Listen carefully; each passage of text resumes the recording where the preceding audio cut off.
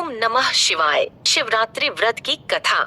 कथा शुरू करने से पहले आपसे अनुरोध है कि अगर वीडियो अच्छी लगे तो कमेंट बॉक्स में ओम नमः शिवाय जरूर लिखें। पूर्व काल में चित्रभानु नामक एक शिकारी था। जानवरों की हत्या करके वह अपने परिवार को पालता था। वह एक साहूकार का कर्जदार था, लेकिन उसका कर्ज समय पर न चुका सका।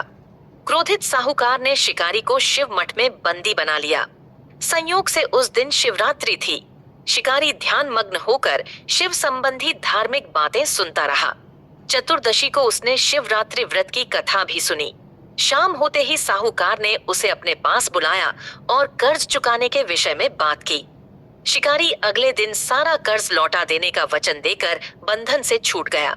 अपनी दिनचर्या की भांति वह जंगल में शिकार के लिए निकला, लेकिन दिन भर बंदी गृह में रहने के कारण भूख प्यास से व्याकुल था। शिकार खोजता हुआ वह बहुत दूर निकल गया। जब अंधकार हो गया तो उसने विचार किया कि रात जंगल में ही बितानी पड़ेगी। वह वन में एक तालाब के किनारे एक बेल के पेड़ पर चढ़कर रात बीतने का इंतजार करने लगा। बेलपत्र वृक्ष के नीचे शिवलिंग था, जो बिल्व पत्रों से ढंका हुआ था। शिकारी को उसका पता न चला। पड़ाव बनाते समय उसने जो टहनियां तोड़ी वे संयोग से शिवलिंग पर गिरती चली गई। इस प्रकार दिन भर भूखे प्यासे शिकारी का व्रत भी हो गया और शिवलिंग पर बिल्व पत्र भी चढ़ गए। एक पहर रात्रि बीत जाने पर एक गर्भिणी हिरणी तालाब पर पानी पीने पहुंची। शिकारी ने धनुष पर तीर चढ़ाकर ज्यों ही प्रत्यंचा खींची। हिरणी बोली, मैं गर्भिणी हूँ, शीघ्र ही प्रसव करूंगी। तुम एक साथ दो जीवों की हत्या करोगे, जो ठीक नहीं है। मैं बच्चे को जन्म देकर शीघ्र ही तुम्हारे समक्ष प्रस्तुत हो जाऊंगी, तब मार लेना। शिकारी ने प्रत्यंचा ढीली कर दी और हिरणी जंगली झाड़ियों में लुप्त हो गई। प्रत्यंचा चढ़ाने तथा ढीली करने के वक्त कुछ बिल्व पत्र अनायास ही टूटकर शिवलिंग पर गिर गए। इस प्रकार उससे अनजाने में ही प्रथम प्रहर का पूजन भी संपन्न हो गया। कुछ ही देर बाद एक और हिरणी उधर से निकली। शिकारी की प्रसन्नता का ठिकाना न रहा। समीप आने पर उसने धनुष पर बाण चढ़ाया। तब उसे देख हिरणी ने विनम्रता पूर्वक निवेदन किया, हे शिकारी, मैं थोड़ी देर पहले रथु से निवृत्त हुई हूँ, कामातुर विरहिणी हूँ, अपने प्रिय की खोज में भटक रही हूँ। मैं अपने पति से मिलकर शीघ्र ही तुम्हारे पास आ जाऊंगी। शिकारी ने उसे भी जाने दिया। 2 बार शिकार को खोकर उसका माथा ठनका। वह चिंता में पड़ गया। रात्रि का आखिरी पहर बीत रहा था। इस बार भी धनुष से लगकर कुछ बेल पत्र शिवलिंग पर जा गिरे तथा दूसरे प्रहर की पूजन भी संपन्न हो गई। तभी एक अन्य हिरणी अपने बच्चों के साथ उधर से निकली। शिकारी के लिए यह स्वर्णिम अवसर था। उसने धनुष पर तीर चढ़ाने में देर नहीं लगाई। वह तीर छोड़ने ही वाला था कि हिरणी बोली, हे शिकारी, मैं इन बच्चों को इनके पिता के हवाले करके लौट आऊंगी। इस समय मुझे मत मारो। शिकारी हंसा और बोला, सामने आए शिकार को छोड़ दूं, मैं ऐसा मूर्ख नहीं। इससे पहले मैं 2 बार अपना शिकार खो चुका हूँ। मेरे बच्चे भूख प्यास से व्यग्र हो रहे होंगे। उत्तर में हिरणी ने फिर कहा, जैसे तुम्हें अपने बच्चों की ममता सता रही है, ठीक वैसे ही मुझे भी। हे शिकारी, मेरा विश्वास करो, मैं इन्हें इनके पिता के पास छोड़कर तुरंत लौटने की प्रतिज्ञा करती हूँ। हिरणी का दुख भरा स्वर सुनकर शिकारी को उस पर दया आ गई। उसने उस मृगी को भी जाने दिया। शिकार के अभाव में तथा भूख प्यास से व्याकुल शिकारी अनजाने में ही बेल वृक्ष पर बैठा बेल पत्र तोड़ तोड़ कर नीचे फेंकता जा रहा था। पांव फटने को हुई तो एक हष्ट पुष्ट मृग उसी रास्ते पर आया। शिकारी ने सोच लिया कि इसका शिकार वह अवश्य करेगा।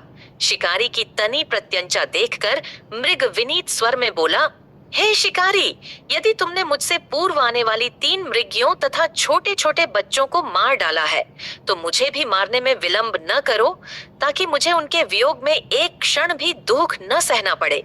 मैं उन हिरणियों का पति हूँ। यदि तुमने उन्हें जीवन दान दिया है, तो मुझे भी कुछ क्षण का जीवन देने की कृपा करो। मैं उनसे मिलकर तुम्हारे समक्ष उपस्थित हो जाऊंगा। मृग की बात सुनते ही शिकारी के सामने पूरी रात का घटना चक्र घूम गया। उसने सारी कथा मृग को सुना दी। तब मृग ने कहा, मेरी तीनों पत्नियां जिस प्रकार प्रतिज्ञाबद्ध होकर गई हैं, मेरी मृत्यु से अपने धर्म का पालन नहीं कर पाएंगी। अतः जैसे तुमने उन्हें विश्वास पात्र मानकर छोड़ा है, वैसे ही मुझे भी जाने दो। मैं उन सब के साथ तुम्हारे सामने शीघ्र ही उपस्थित होता हूँ। शिकारी ने उसे भी जाने दिया। इस प्रकार प्रातः हो आई। उपवास, रात्रि जागरण तथा शिवलिंग पर बेलपत्र चढ़ने से अनजाने में ही पर शिवरात्रि की पूजा पूर्ण हो गई। पर अनजाने में ही की हुई पूजन का परिणाम उसे तत्काल मिला। शिकारी का हिंसक हृदय निर्मल हो गया। उसमें भगवत शक्ति का वास हो गया। थोड़ी ही देर बाद वह मृगस परिवार शिकारी के समक्ष उपस्थित हो गया ताकि वह उनका शिकार कर सके। किंतु जंगली पशुओं की ऐसी सत्यता, सात्विकता एवं सामूहिक प्रेम भावना देखकर शिकारी को बड़ी ग्लानि हुई। उसने मृग परिवार को जीवन दान दे दिया। अनजाने में शिवरात्रि के व्रत का पालन करने पर भी शिकारी को मोक्ष की प्राप्ति हुई। जब मृत्यु काल में यमदूत उसके जीव को ले जाने आए तो शिवगणों ने उन्हें वापस भेज दिया तथा शिकारी को शिवलोक ले गए। शिव जी की कृपा से ही अपने इस जन्म में राजा चित्रभानु अपने पिछले जन्म को याद रख पाए तथा महाशिवरात्रि के महत्व को जानकर उसका अगले जन्म में भी पालन कर पाए। शिव कथा का यह है संदेश। शिकारी की कथानुसार महादेव तो अनजाने में किए गए व्रत का भी फल दे देते हैं, पर वास्तव में महादेव शिकारी की दया भाव से प्रसन्न हुए। अपने परिवार के कष्ट का ध्यान होते हुए भी शिकारी ने मृग परिवार को जाने दिया। यह करुणा ही वस्तुतः उस शिकारी को उन पंडित एवं पुजारियों से उत्कृष्ट बना देती है जो कि सिर्फ रात्रि जागरण, उपवास एवं दूध, दही, बेलपत्र आदि द्वारा शिव को प्रसन्न कर लेना चाहते हैं। इस कथा में सबसे महत्वपूर्ण बात यह है कि इस कथा में अनजाने में हुए पूजन पर विशेष बल दिया गया है। इसका अर्थ यह नहीं है कि शिव किसी भी प्रकार से किए गए पूजन को स्वीकार कर लेते हैं अथवा भोलेनाथ जाने या अनजाने में हुए पूजन में भेद नहीं कर सकते हैं। वास्तव में वह शिकारी शिव पूजन नहीं कर रहा था। इसका अर्थ यह भी हुआ कि वह किसी तरह के किसी फल की कामना भी नहीं कर रहा था। उसने मृग परिवार को समय एवं जीवन दान दिया जो कि शिव पूजन के समान है। शिव का अर्थ ही कल्याण होता है। उन निरीह प्राणियों का कल्याण करने के कारण ही वह शिव तत्व को जान पाया तथा उसका शिव से साक्षात्कार हुआ।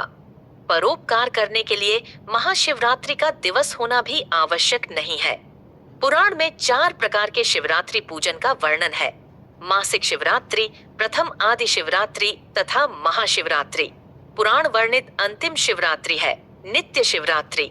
वस्तुतः प्रत्येक रात्रि ही शिवरात्रि है अगर हम उन परम कल्याणकारी आशुतोष भगवान में स्वयं को लीन कर दें तथा कल्याण मार्ग का अनुसरण करें, वही शिवरात्रि का सच्चा व्रत है। अगर आपको यह वीडियो अच्छी लगी है तो वीडियो को लाइक, कमेंट जरूर करें और चैनल को सब्सक्राइब करना न भूलें। धन्यवाद।